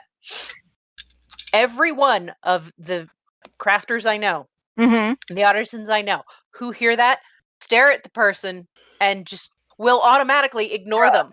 Yeah. They stop trying to sell them anything. Yeah. Because I can make it. They're like, or they'll hand them a card and be like, just in case. My this one guy I know will. That's pretty smart ass. That's some smart assery right there. I love it. I'm here for it. He's super evil. They have like little bone or horn whistles that are 2 different whistles on either side. They're like $1 in this retail. So they're, we could lose 1,000 of them and not have lost $1 in cost. Exactly. He'll take one of the cards and he'll take one of these whistles and he'll hand it to their kid if they have kids with them. He'll be like, so when your parents can't figure out how to do that for you, you have the card. Here's the whistle so I can irritate these humans for the rest of the day. Oh my god. Why, Noelle? Why did I have such bad timing? I was drinking right when you said he gives them to if they have kids. I was like, don't snarfle your drink. Just swallow. Just swallow your drink. Because I was like, is that son of a bitch gonna give like basically kazoos to children along with the business card so that they're an unforgettable experience? And it's that you you disrespected our product. You can't make this yourself. Right. We know how much it takes. And go fuck yourself. Right. And that's, and you'll hate us all the way home. Yeah. And that's like what Bill was saying before about the commissioning from somebody. And they're all like, I'm like, well, I can give people a calculated, objectively calculated rough idea of what it's going to cost. But most of the people that come to me for my work are people I know. And so I'm all like, but you're like, my part of my tribe, so like why would I charge you? But I'm like no. So so I have no issue with getting a tribal discount, right? Because it's like, look, I know this would normally probably cost blah blah blah blah blah, but for you, because you're a friend, I'm gonna do this for cost. That's because you're literally telling me you're my friend, I will do this for cost.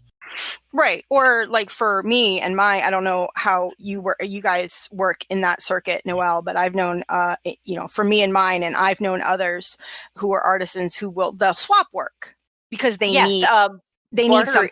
Mm-hmm. Barter is super common. Yes. And that's what's driving me crazy about everybody who's like, we have to open the economy. The economy is not shut. It's just running on labor you didn't realize was, not being paid. What's happening. Yeah. And it's running on barter. Yeah. Like for my stylist, I bought a gift certificate to her. She's got a salon loft. So I bought a gift card. Enough for her to, it was $200 because I need my hair fixed someday. And touch up these roots. Oh my God. It was like right before everything shut down. I had the appointment. We were almost there. And then Ohio was like, no salons. Yeah. Because the two of us could keep each other safe. We know how to do that. Because I work in healthcare and she works in an industry that has about as intense infection control. As an esthetician, you actually do have levels of safety. Like I did not get my roots done because actually my stylist, she kind of had to shut it down earlier because she's really immunocompromised. So before it was all like you have to, she dipped out. So she's been losing money left and right, obviously, because she is a salon owner of her own accord. So woman-owned business, whatever. And I'm like, oh dear heavens to Murgatroyd. But I got into my esthetician to have my to wax because she's like, yeah, they're supposed to close us down. You want to come in today instead of tomorrow? Which I was supposed to have my appointment for that on the day that they closed down. And she's like, you want to come earlier? And I was like, yeah, I got nothing better to do. I've been furloughed for quite some time now. So everything was just, nothing. And I popped in there before she did that, but I didn't get my hair did. So, it was because it was an interesting moment. Shit before I go full furious. I swear to Christ, I'm like, I'm going to shut it off and then just go away. Excuse me while I choke on myself. No. But my stylist is also immuno. She's an at-risk person, so she shut down like the day before. Right. The state closed all the salons, so she's still hurting. Some other stuff had come up, and so she was in a vulnerable position to begin with, and then she can't make money. She's got some other stuff up and running now to help, and more ways for us to help her. Yes. But she like messaged me. She had posted something about, well, my stimulus check hasn't showed up, and she was clearly stressed about everything. Mm-hmm. So I said, hang on, ours are here. Let me pay bills and I'll share. Mm-hmm. And then ours you with just, you. yeah, exactly. And she's like, no, you keep that for you. And I go, it's too late, because I had pretty much messaged home and said, can we do this? Mm-hmm. You know, are we going to have the wiggle room to help her out by doing this? And by the time she had gotten to the post to tell me not to do it, it was already done and had been done for like a half an hour. And then she messages me and she's sure you could do this. Just said, if we couldn't, we would have sent less. Yeah. You know, that amount is amount we can absorb. Go buy groceries. Right. I just sob. But again, a lot of the industries that are super screwed either have a lot of minorities and women in them, or are owned by minorities and women. Right. Right. It was for me, there are several things, including my existential flooring bill, that I would not have been able to do if it were not for the generosity of friends of mine, you know, very close personal friends, you know, and it's amazing. It's amazing and frustrating how speechless I become over. I mean, these aren't gestures. When I say thank you, I mean, I can't, that just sucks, because I'm just like, that's not enough. You know, I know I'm never going to be able to pay people back until like way later, when I'm making like stupid bank money, fucking, you know, welding shit at the bottom of the Marianas Trench, because fuck all y'all. I'm like, yeah, I'm going down below with my career.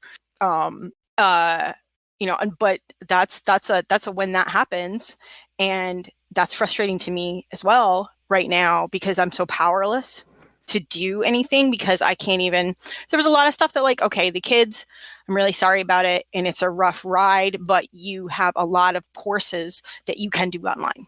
You know what I mean? Like, and this was for the kids and for the teachers and for the parents, and this has just been, it's been hard on everybody. Kids, everybody just has a different flavor of suck ice cream. Okay, everybody's ice cream is terrible. It's like the Bertie Botsby, you know, from Harry Potter. The beans. Yeah, everybody has their least favorite ice cream flavor, right? And that's all they're allowed to have, right? Or not even. Yeah, everybody gets their crappy Bertie Bot, like earwax or dirt or something. That's the whole bag. I'm sorry, guys. Like, but they're all the suck beans. But so everybody just stop and go. Everybody's situation sucks here. Yes, okay. We're going to waste time if we're going to talk about how much our suffering is more than somebody else's, because you're wrong. And let's just move on. We got something to solve here. And it's just been like really, really insane. I had a point to any of that. I can't remember what it was. Oh, but within the moments that people have been so insanely come together, like, I'm all like, okay, can y'all just stop making me fucking cry? Because I can't do that right now. Like, this is just so overwhelmingly amazing that I'm never going to be able to pay people back until later. And then when it's so frustrating, you can't do what you can do, what you want to do to achieve your goals. And you're just like, there was a part of me that just went, okay, I accept this. Why am I accepting this so easily? Because you've been doing this all your life, Gretchen, putting aside your goals for something someone's, whatever else. And to finish, Bill, real sorry about that one, but to finish the whole, like, why welding, it's, we were talking about the making the homes out of the metal containers, the shipping containers that have been like cleaned and recycled and, whatever. That was a big project. And also, Bill, we were until pandemic hit, about to start in the prison, the prison system here in Tampa. You remember how I was talking about, like, one of my big things is recidivism in prisons and ways that can be combated. But I'm not terribly active with much of those those things because of my own personal, like, got to deal with my own life right now, because that's all there is. that's all I have the capacity to do. Right. We were about to start a program for the prison system here, and that one of the programs in that was like car maintenance. So you were going to learn a craft in the thing. They built a new facility. It was beautiful, and one of those programs was welding. Right. And I was so super stoked about that, because if there was, the possibility that I could have gotten in with that, the teaching, or at least the assistance in that program, I was like really into that, because I was like, here's a cause I'm like super rabid about, and then welding, and you want to squish them together? Fucking sign me up. What do I got to do? And I can't do anything, so just strung me, and I'm so frustrated. But on the other hand, there's this whole like, oh, I'll just set my dreams and goals aside for ever. I guess I'm used to this. Yeah, I should stop crying. I probably sound like a real bitch. All right, moving on, that kind of thing. It's just kind of this weird trauma response that I've consistently had. And so it was funny that Noelle was saying, like, we're all just like, on some level, you look at people freaking out over this, and we're just like, same shit, different day, bro. What's wrong with you? So it was hilarious. Yeah, it's the trauma responses are something that it's really affecting everybody with the whole entire situation. In regards to mental health, going back to that, I still see my two therapists telecommute over the phone, right? FaceTime. And one of the things that they are checking up on is, how am I doing during this pandemic? Granted, that's going to probably change a little bit when I next go through and talk to them, but it's the balance of, I'm generally okay. Because as it is, it's like, yeah, while I did go off and see people, I didn't go out much. I have 4 roommates, so I actually like have people in the house. So it's not like I'm missing socialization. Me and my roommates are now like, once a week we're all taking turns cooking dinner for everybody. Right. So we get have some social aspects going on outside of everything else. But I'm doing generally okay. And I'm trying not to shout off the rooftops about, I'm great, I'm grand, I'm working from home, I don't have to commute, everything is wonderful, because it's not wonderful for everybody. So I'm used to being underneath. So I'm a big guy, but I'm used to being underneath. Like, all right, I'm just going to put down my emotions, because everybody else's emotions right now are more important, because a lot of them are dealing with shit that they've never had to deal with before. And it's not just the loss of jobs. Right. But I do have a counterpoint to that. I just, in the whole, like, you're like, let me put this aside, because my feelings are, because there's people who are going things that, haven't I'm not saying whatever. That. Yeah. I'm not saying that. Oh, okay. I know my feelings are valid and everything of that nature. I'm just used to putting them aside. So at least to say, because I'm doing therapy at the same time, I can balance out I could be fine about my situation, but at the same time, emote and give empathy to those that are not used to the situation. Right. And not gloat about how everything is wonderful for me. I know it's not, because I went to the grocery store for the first time on Monday, and I was wiped out. I've gotten no exercise this whole entire work from home thing. I was at least the only remote benefit of going to the office was that I have to get up, walk to the bus stop to get to work, and do the back and forth, at least moving around a little bit per day. Right. I'm just not sure how to balance that, and I've also been last week getting a lot more sleep, because I think I wore myself out because of being so manic in the past few weeks. So it's now it's I'm trying to balance everything out, but at the same time, mentally, I feel fine. Emotionally, I feel fine. Physically, on the other hand, it's not good, but it's not like I've got the plague or whatnot, just the other plague. Yeah. my allergy-based plague. It's one of those things where people, going back to the touch starvation thing, one of the things with male suicide is touch starvation. Yes. Because men aren't brought up to touch each other. And not like, because everything with touch, it's like either it's a handshake or it's sexualized.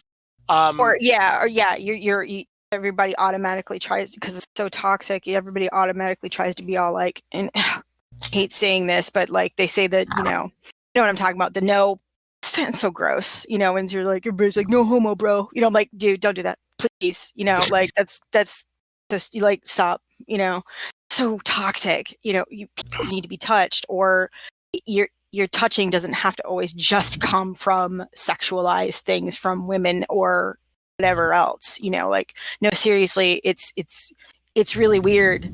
Like, let me tell you, male, what it feels like, and you know, you see, if you let me know if you're vibing on what I'm talking about. And I'm just like, yeah, you feel like you're a ghost, like it's the others, you know. If you move through humans that seem to be solid, and yet you don't touch anybody else for a very long time, Hold on. We lost Noelle, looks like. Did lose Noelle. There she is. All right. Go ahead. I know, it's if you're moving and shaking amongst humans, and it's so much very more toxic in males than it is females, women, whatever.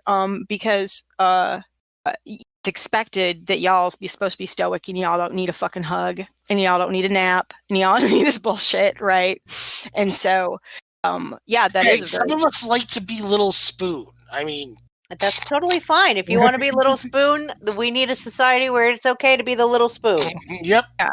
Yeah, that's why when people I think, Noelle, did we cover this on the probably the last time I was a guest here, when I was talking about the Bucky Barnes and Steve Rogers, you know, like they're all like bromance, but they automatically wanted to throw it sexualized, and I was like, okay, no shade to my LGBTQIA plus community. However, keep this one platonic, and here's why I'm asking for that. I'm asking for like a very like romance thing that's non-toxic but not sexualized for like the cishet white male who is a fan of Marvel. Understand? I'm like, just for a little bit, please, like, because I remember this because, and I was like, and it's still an example I use, because I was just like, man, I understand people make jokes, and I understand people ship and do fan art and fan stuff, but that's not. I need a wider audience on this one. I'm asking for a favor. Like, I'm coming to you at the day of your daughter's wedding, asking for a fucking favor, bro. Like, I know it's a hard ask, but can you please just like leave this one alone? Because I want men to see that you can be like total, you know, mates. You can be goddamn Captain America and still be intimate and soft, and just, that was one of the things that Chris Evans brought to that performance that was amazing. And I know that's why, you know, how to me, soft he was. Yeah, there is a picture of Chris Evans, and this is why I get a little like personal thing. I'm like, stop talking sexually about my grandfather, because there is a picture of Chris Evans. It was his high school yearbook picture or something like that, because it was like memed out of all the high school yearbook photos of everybody who played in the Avengers, right? And I thought it was really funny, because I looked at him and I was just like, oh my god, my grandfather, who served in World War II, kind of looked like him, like when he was in his uniform, right? You know, like they have very similar to it. Even though it was like, one was like the 80s, and then obviously the other one was the 30s or the 40s, 30s. And I was like, oh my god, you know, they look very similar. And so I'm like, obviously my grandfather didn't have super soldier serum or anything like that. He was just a Scotsman, and, you know, like served and came back, and then he had family. And he was just cool as fuck. But looked like that, and now I always associate that with my grandfather. And so, you know, that's another reason I'm like, you know, Captain America. So I'm just like, stop sexualizing my grandfather. You gotta quit. One of the things where I will go through and occasionally debate a friend of mine from the Harry Potter universe setup. In the fandom, there's a ship called Wolfstar, which is basically Sirius Black and Remus Lupin being a homosexual couple because of how they are queer-coded. And I'm like, look, Right. I appreciate and I understand why this is needed, but also what is needed is for two bros that love each other as bros and just are there for each other without any without any sexual to the end of the line. Right. More LOTR male intimacy. Right. Okay. And I'll give you that, and I'll just have to accept whatever you say about LOTR because I don't like. Well, there's this. Well, like, Viggo Mortensen again. Viggo Mortensen, yes, the actors in there were just fun. We're great, but he was you know, this is Aragorn, son of Arathorn. He's the fucking hero, like the coded hero. He's the king. He's going to return and save the world. Blah blah blah blah blah blah. All he wants to do is bang his hot wife and live in peace. He doesn't want any of this. He has a hot half-elf girlfriend that he would like to bang, and he would like to do nerdy shit somewhere. Can you but please not? I don't need this right. Can you? Okay. But yeah, exactly. This is what he has to do, but he's very emotionally vulnerable. The character, even in the books, is very emotionally vulnerable. He's just, you know, but he's also this, I'm a fucking I'm a fighter, I'm, you know, very heroically coded. And in the film, when Boromir dies, Sean Bates and Viggo Mortensen have this incredibly intense, intimate moment where you're watching, I mean, Sean Bean died for the 5 millionth time. Yeah, so whatever. That in itself is not emotional, but the character and the way he pulled out all I have done is fail people I looked up to. That's my entire life has been nothing but failure. I'm sorry, I did it again. I couldn't even do this one thing. Right. You know, this is the most important thing I could do. I couldn't even manage that. Yeah, you had one job. But you had one job. Yeah. You know, he never felt like he was enough, and then he had to tank for his younger brother Faramir with his crazy dad. He had this deep, complex life that you got a glimpse into with the extended cuts.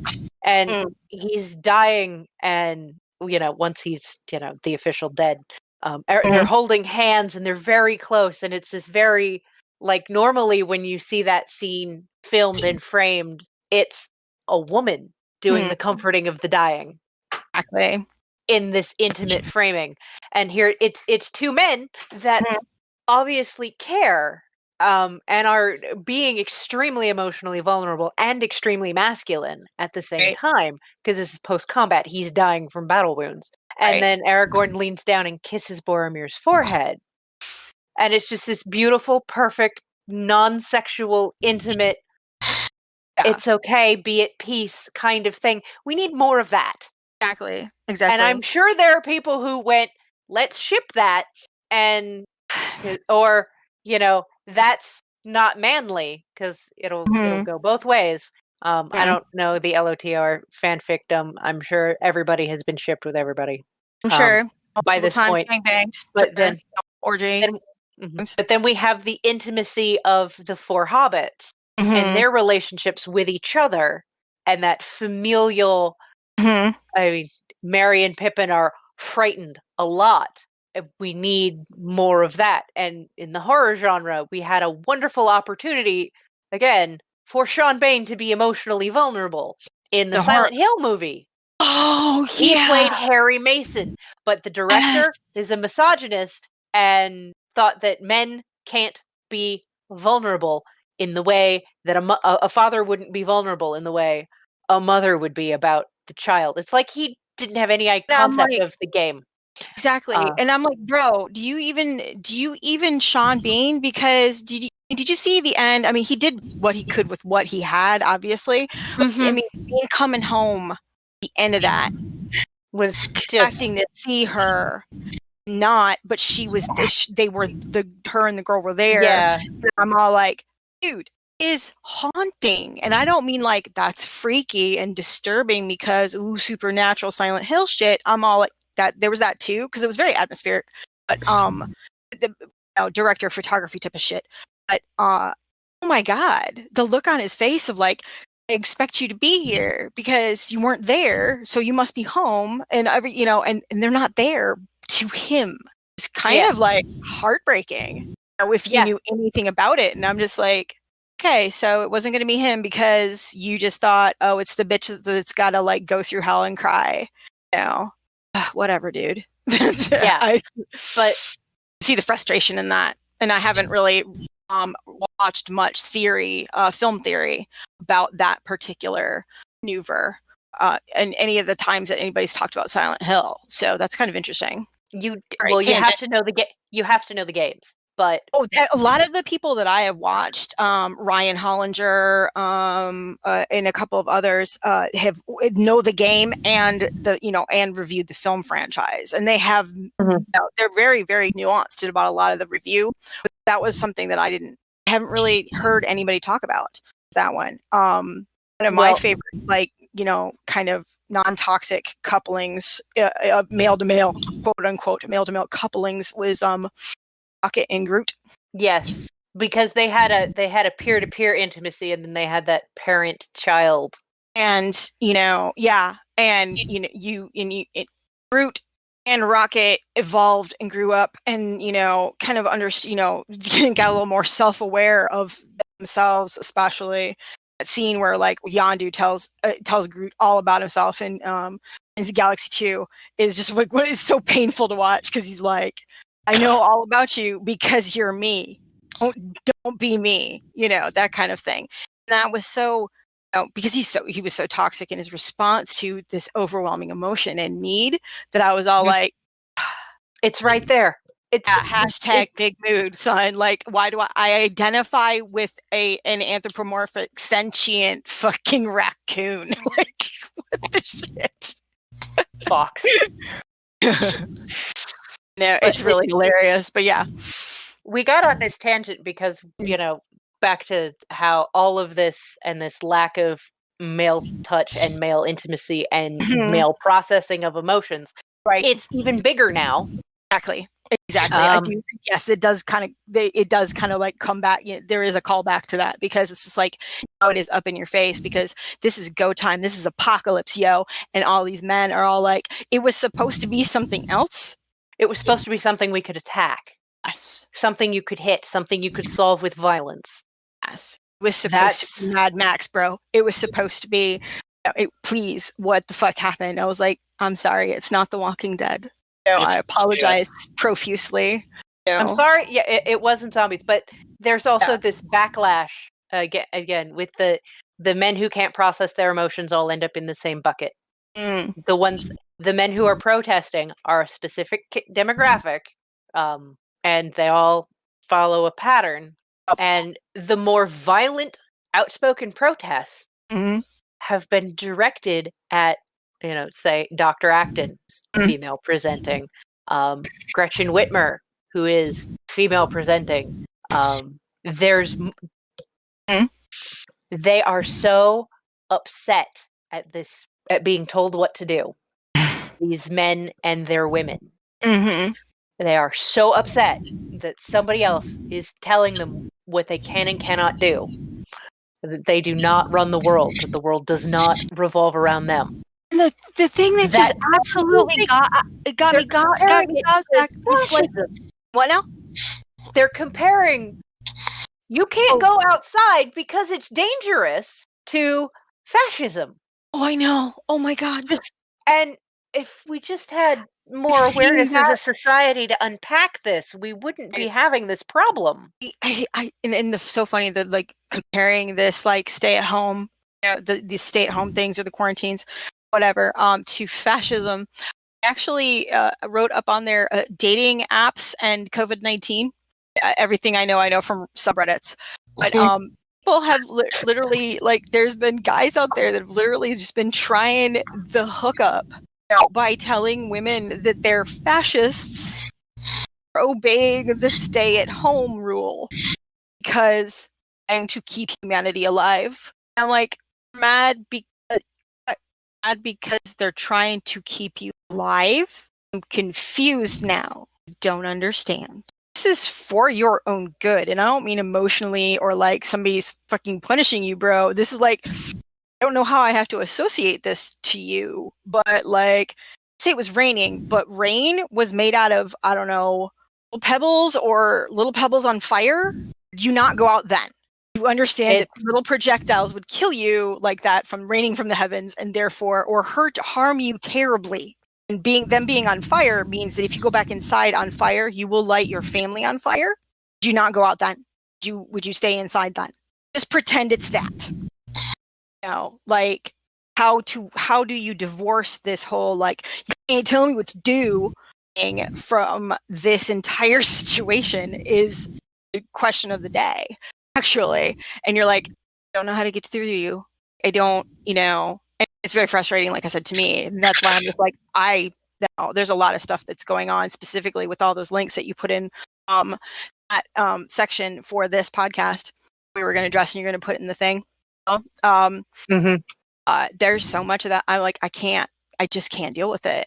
I understand, what I have to do because I'm the one in the household that isn't immunocompromised. So I have to take precautions and risks of going out and doing the thing because the household needs food. But, I try to reduce it as often as I can. But unfortunately, due to circumstances in the home, the abundance of food, regardless of situation, sometimes does not register to other people in the house. That makes sense. Therefore, I got like years ago, which should have lasted much, much longer, is now absolutely gone. I'm like, but trying to explain that, but that's like a mental, that's literally like some sort of, mental block, if that's making any sense. For me personally, I've noticed that I was just like, buying for a pandemic like this is really awesome for me personally, because I'm all about let us just have a lot of easy to cook, bland food that will last a long time. So it doesn't trigger my, like, I need to have snacks and weirdness, and then I just munch down all these things because I binge eat. Because out of emotional responses, because I have binge eating disorder. So, like, it's pretty well managed. I get to manage it now. So, and if anybody else in the household needs or wants a treat, a goodie, something that makes them feel better, I am all for it. But I make sure that it is something that they can keep in their like room or area, you know what I mean, and out of my sight. So it's like chips or Skittles or something like that. So it's like it is over for y'all and it's yours, and I can't get to it, literally. So it's actually been something good for me in that regard, because I'm the caretaker of that in the home now. I have my spouse and I have my mother, who is 75 and relatively immunocompromised. In that regard, it wouldn't be. She's not the worst off, but I would rather reduce her things. But I try still to get her out, and then the spouse is his own entity. So I just don't like discussing other people behind their backs unless I'm like just shouting out their business or something. Kind of thing. So, but it's just one of those things where like I'm the one that's most equipped to do this, so I go out and do it. It's kind of odd, and I don't know how we got to that part, but well, there's so much to unpack, and it's right? Bill's like, burn the suitcase. Bill's like, hey, you want to be a guest on a podcast? Because I'm like plagued, and I was like, yeah, sure. You're like, it's feminism and coronavirus. I was like, bruh. I have a feeling that that was a huge umbrella. for this podcast, I have a funny feeling that it's going to be a lot of unpacking, because everybody's going to have a different yet the same perspective of what's going on. So I'm okay with that, because sometimes people need to hear things from people that aren't media talking heads. Right. That too. I mean, there's been this stuff like literally the masks. I go back to that because like my mom and I have made many for others. And Okay, bruh, if you don't like the pattern on the outside, here's the deal. The inside is probably not patterned. Once you flip that bitch around, because more than likely that mask that you've gotten, it has been made where it's not obviously, and it's not an N95 classification. Either way you wear it will work for you and your purposes. And also, it keeps you from mistaking which side you were on, meaning which side you used. So you don't have two floral pattern back to back. You know which one's which. So usually the inside of the masks that we've been making out of the same type of fabrics have been plain. You know that that's the one that goes against your face. So just put the flowers against your face and everybody will be cool. Is that a good workaround? Please live. We're not trying to emasculate you with something that's literally attempting to go be a tool to save your life. Choke on the flowers. Ain't nobody gotta know, bro. Nobody gotta know. Flowers are on the inside.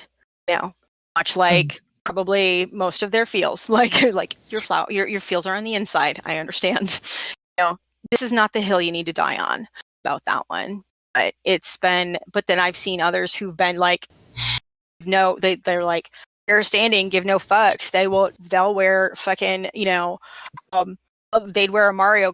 No, not most of the nerds that I would know would wear Mario print masks. A friend of mine was wearing a bandana with Mickey Mouse stuff on it, and I said, because it was a bandana, not a regular mask, it was like, it looks like you're getting ready to go rob a WB store. Yeah, right. No, it's there's a whole thing to unpack about masks and the types of things. And who can wear them and who can't, because clearly you can be a white man with a high capacity magazine rifle and scream at a cop and you don't get shot, but God forbid you exist in public and be black. Yeah, I follow, and I will have to dig him out later, but I follow a hip hop artist in New Orleans, and he is he dressed it because he actually walked through, in one of his Instagram posts, he actually walked through the store with a mask on, because that was what was necessary. And he said, hey, look at this. I'm a black man in a store with a mask and nobody's fucking with me. Let's see how long that lasts. And I'm like, I'm glad that you have a sense of humor about it, but like, I feel that like that wasn't a flippant joke. That was a like, I think I'm experimenting with my own possibility of death, like right at this moment, just trying to get groceries. I'm like, I just like watched it over and over and over again. It's like a 25-second clip or whatever in Instagram. I just watched it over and over and over again. I'm like, oh, I don't want to, you don't want to desensitize yourself to it. It is a serious fucking problem because obviously, Noelle, it wasn't bad enough before the pandemic, Noelle, right? Right. Now it's worse. Now it's so much worse. I'm like, oh God. Literally, and I was speaking to him when I was waiting in line at Joanne Fabrics for things. We all had our masks on, and a black gentleman in scrubs but no mask in the store buying more fabric because of some sort of drive that was going on in his like unit or hospital or respite care or whatever place. I don't remember where he said he worked. Healthcare facility of some kind. But I literally looked around and I was just like, the only person here without a mask is a man of color. He has scrubs on, but obviously he's not going to wear his like medically necessary in facility masks because it's almost like a waste. You know what I'm saying? Mm-hmm. Like whatever. Yep. So I'm like, obviously those aren't coming out for like your day-to-day wear. But he's not wearing a mask because holy shit.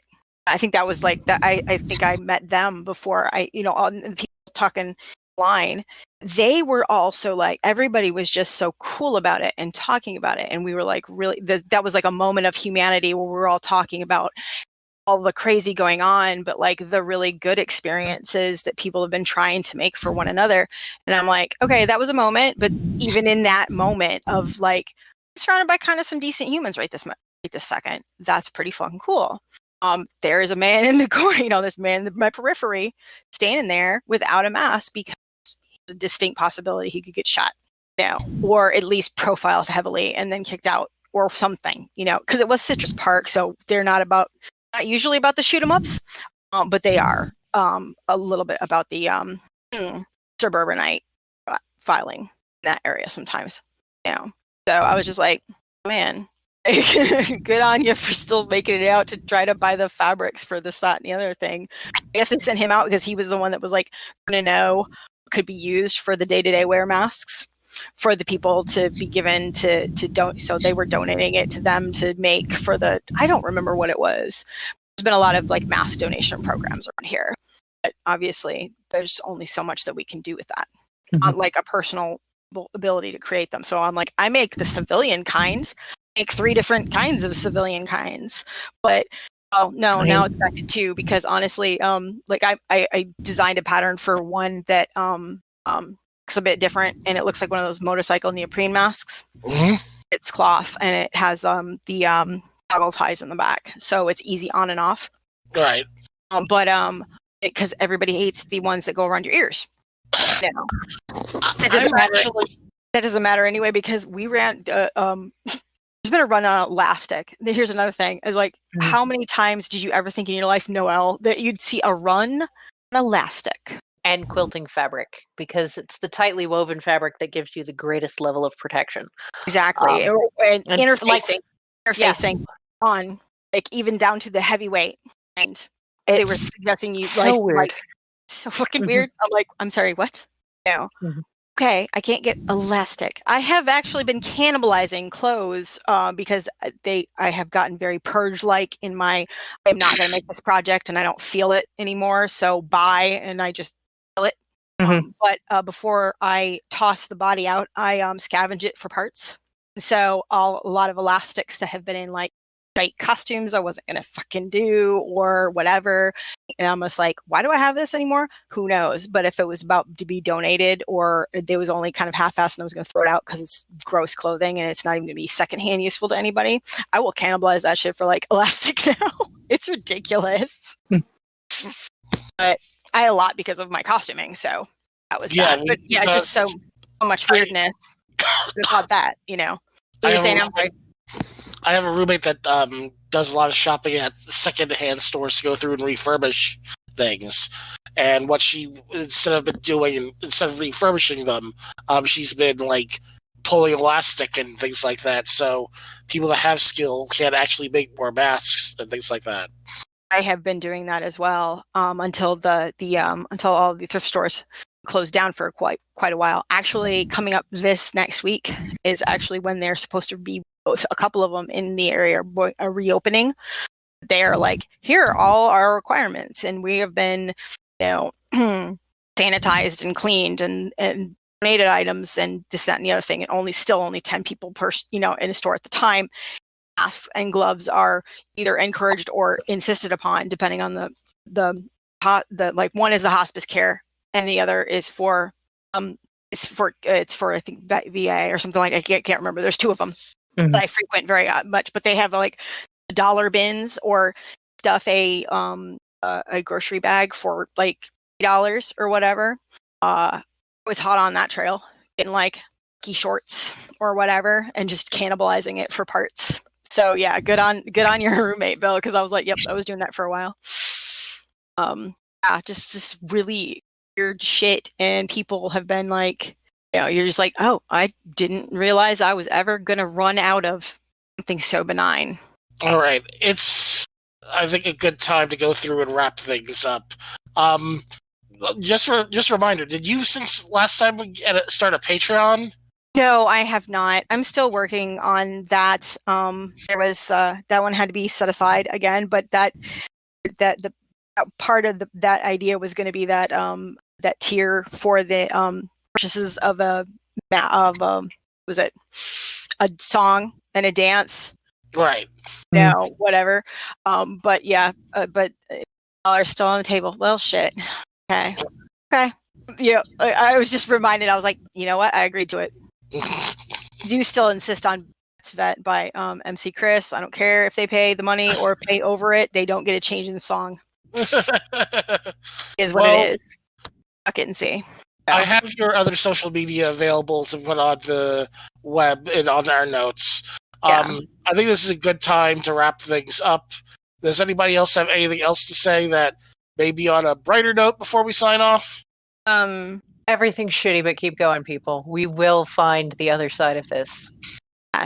Yes. This is there.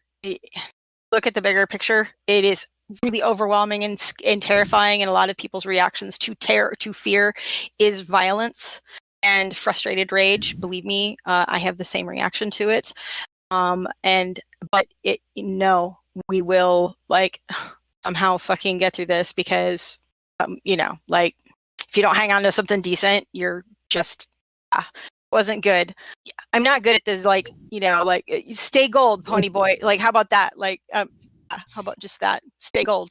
All right. Well, that's going to wrap things up for today. We are going to be talking with a friend of ours that knows more about healthcare inequality next week, on top of everything like that. That's going to be some meaty shit, so buckle the fuck up. Yeah, so we're going to be bringing more people on as the weeks go on, just so you hear other voices other than the talking heads that you normally listen to. We'll be bringing friends and others that might be able to explain some of this shit going on too. So we're open to things.